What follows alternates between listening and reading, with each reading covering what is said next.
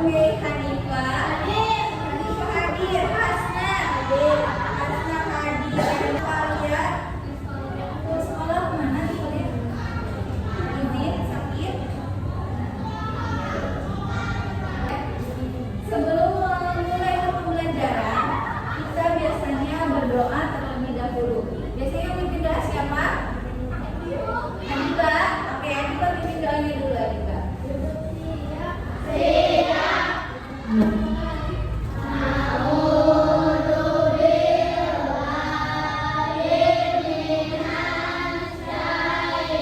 Hari ini A dan Teteh sudah tahu ya kalau hari ini itu pembelajaran itu pelajaran IPAS ya. Dimana sekarang IPAS ini A dan Teteh sudah memasuki materi mata angin dan denah. Sebelumnya ada yang tahu nggak mata angin itu apa? Mata angin itu apa sih A Teteh? Modelan peta bisa jadi, tapi yang membantu kita melihat suatu denah atau suatu peta itu kita menggunakan arah mata angin. Seperti ada alatnya yang mudah, itu apa disebutnya? Kompas. Di arah mata angin ini ada 4 arah teh. Ada apa aja yang pertama? Barat, timur, utara, selatan. Kita sudah tahu ya. Oke, itu akan masuk ke materinya. Mulai di sini indikatornya kita akan mencermati dan menjelaskan informasi tentang konsep 8 arah mata angin. Yang saya sebutkan tadi hanya ada 4, yaitu yang utamanya ada barat, timur, selatan, dan utara. Yang kedua, pemanfaatannya dalam denah pada teks lisan, tulis, visual, dan eksplorasi lingkungan. Jadi sini tuh arah mata angin itu bisa Teteh gunakan menggunakan kompas itu, yaitu untuk apa? Untuk eksplorasi lingkungan. Seperti halnya Teteh sedang berada di, misalkan sedang berada di Majalengka Kota, di alun-alun Majalengka. Nanti ada Teteh menggunakan kompas itu lebih mudah. Aku kalau mau ke Kadipaten arahnya kemana ya? Aku kalau mau ke Raja Galuh arahnya kemana ya? Jadi kalian bisa menggunakan arah mata angin. Seperti ini indikator yang akan kita bahas hari ini. Lalu, pengertian mata angin. Apa sih mata angin? Mata angin adalah panduan untuk menentukan arah dalam denah. Arah mata angin dibaca sesuai arah jarum jam. Seperti sudah tadi dikatakan, arah mata angin itu menentukan arah dalam denah. Jadi, kalau misalkan sedang berada di mana, bisa menggunakan arah mata angin untuk mengetahui selanjutnya kita akan kemana, ya, lewat mana. Apakah kita misalkan ada Teteh posisi ada di alun-alun Majalengka, Teteh dan aku mau ke Kadipaten. Apakah bisa ada Teteh kemana mata anginnya? Ke arah barat. Nah, tadi ada sudah disebutkan terdapat 8 arah mata angin utama yang umumnya digunakan. Seperti tadi sudah disebutkan sama Teteh di awal. Yang pertama ada apa?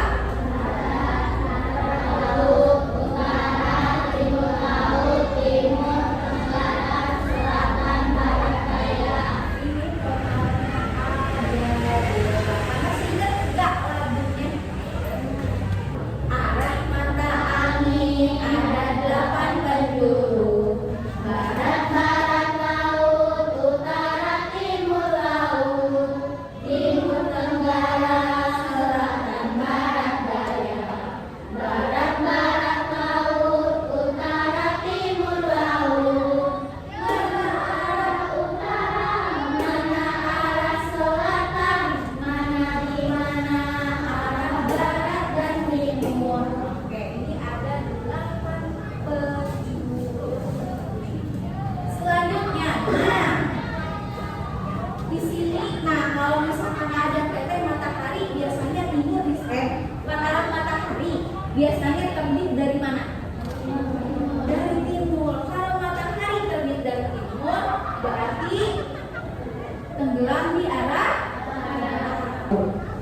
Ini adalah salah satu contoh A dan Teteh saat menggunakan arah mata angin ya. Di sini penggunaannya adalah penggunaan matahari ya. Kalau misalkan matahari posisinya sudah di sini, Teteh di sini. Kalau mau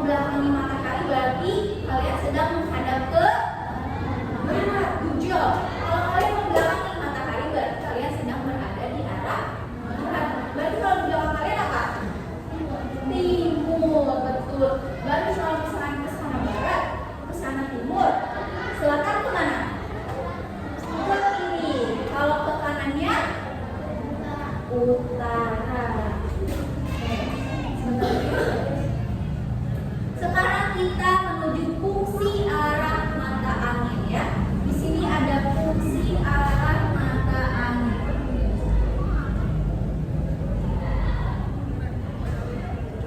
Oke. Arah mata angin di sini fungsinya ada berapa fungsi? Ada 4 fungsi. Yang pertama fungsi dari mata angin itu ada apa? Menentukan arah yang akurat ke tujuan. Yang kedua, membantu kerja alat transportasi seperti pesawat dan kapal laut. buat yang cita-citanya jadi pilot berarti harus menguasai arah mata angin. Misalkan kalian lagi mengendarai pesawat, seharusnya kalian dikasih abadi, silakan belok ke barat. Kalian nggak tahu barat itu di mana, beloknya ke timur, selatan apa enggak? Jadi harus tetap menguasai ya. Ini bagus nih, membantu kerja alat transportasi seperti pesawat dan kapal laut. Yang ketiga, menentukan dan memperkirakan waktu. Oke, yang keempat, mengatur waktu perjalanan lebih baik. Dena. Nah, AATT sebelumnya tahu apa itu Dena? Dena itu kayak gimana sih Teh? Oh itu aku mah tahunya Dena tuh ada rumahnya, oke. Terus biasanya yang AATT lihat Dena itu kayak gimana lagi? Menunjukkan posisi suatu tempat dalam selintas pikiran AATT biasanya apa sih Dena itu kayak gimana sih Dena itu? Itu dari pikiran aku mah Dena itu ada bentuk masjidnya, oke. Itu di pikiran aku tuh ada bentuk lapaknya, oke. Apalagi yang selintas dari pikiran AATT. Dena itu juga terima kasih gitu. Bahwa kita ya, biasanya Dena itu seperti gambar yang di dalamnya ada apa? Bentuk rumah, apalagi tempat ibadah, lapangan, taman dan lain-lain. Oke, di sini ada penjelasan tentang Dena. Dena adalah gambar yang menunjukkan posisi suatu tempat. Misalnya Dena sekolah atau Dena rumah. Sekarang misalkan kita di sekolah, itu kita kalau ada Dena misalnya kita ada di pagi ya, Dena sekolah. Kelas 6 sebelah timur, kelas 1 sebelah mana itu nanti ada Denanya. Oke. Nah, di sini ada 4 komponen Dena. Yang pertama, judul Dena berguna untuk mempermudah pengguna mengidentifikasi tujuan dan konten. Jadi kalau misalnya ATT mau cari sesuatu, misalkan di sekolah, berarti ATT harus carinya dengan apa? Harus mencari Dena sekolah. Masa ATT nyarinya Dena kota Majalengka? Nyambung nggak? Berarti dari judul aja harus yang tepat, yang berguna bagi sang pembaca. Yang kedua, arah mata angin pada Dena menunjukkan arah timur, selatan, barat, utara yang biasanya ada di sebelah kanan, atas, atau sebelah kiri, atas, di pojok-pojok biasanya ada yang membentuk arah mata angin untuk memudahkan ya AATT untuk membaca arah mata angin. Yang ketiga, Dena berisi informasi penting seperti nama jalan, bangunan, atau tempat umum. Jadi dari Dena itu bukan hanya sekedar gambarnya, tapi ada tulisannya atau yang dijelaskannya. Ini rumah siapa, ini masjid apa, ini jalan apa, biasanya sudah jelas ya. Yang keempat, yang terakhir adalah Dena biasanya menggunakan simbol untuk mewakili objek-objek. Kalau ada yang sering lihat di peta, burung biasanya bentuknya apa simbolnya? Betul, segitiga. Ya. Oke. Lanjut. Nah, di sini Ibu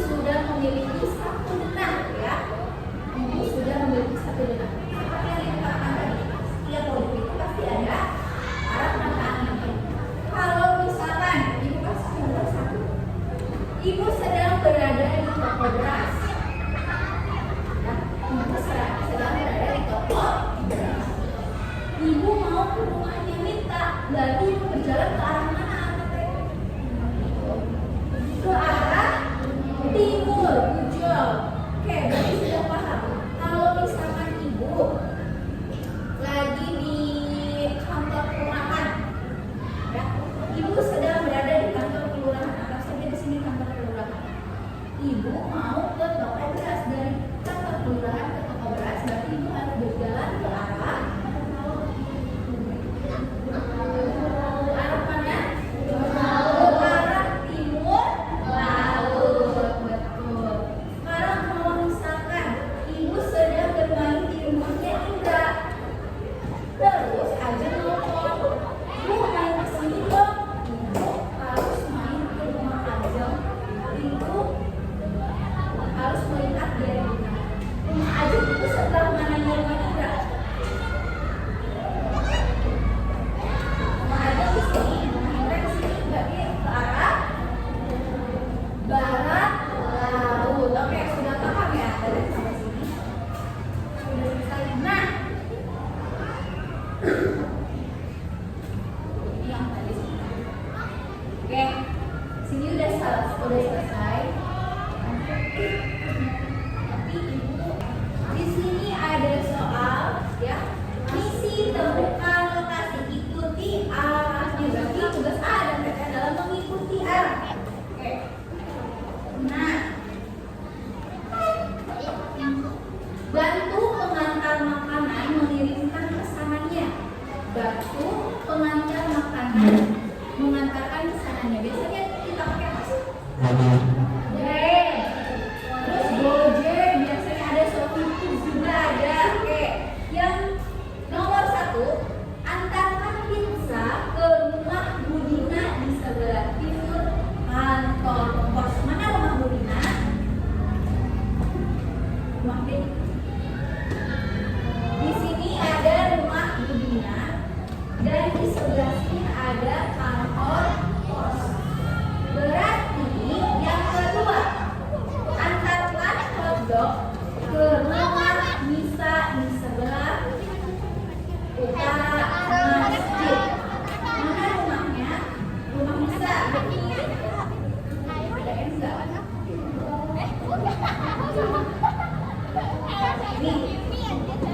Ini adalah rumah Nisa.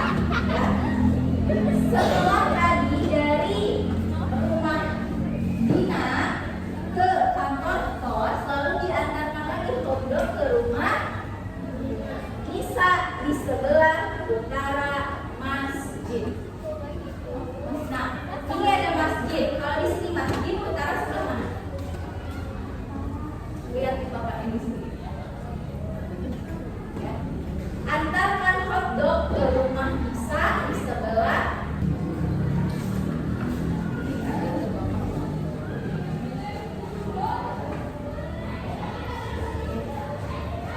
Sampai sini ada pertanyaan? Oke, boleh. Dari masjid ke arah rumah ini. Oke, di sini ada masjid. Di sini ada rumah M. Ya. Seperti yang saya lihat di sini ada arah mata angin. Kalau arah mata anginnya posisinya yang sama dari masjid ke rumah ini, arah mata angin apa ya? Barat. Jadi rumah ini berada di sebelah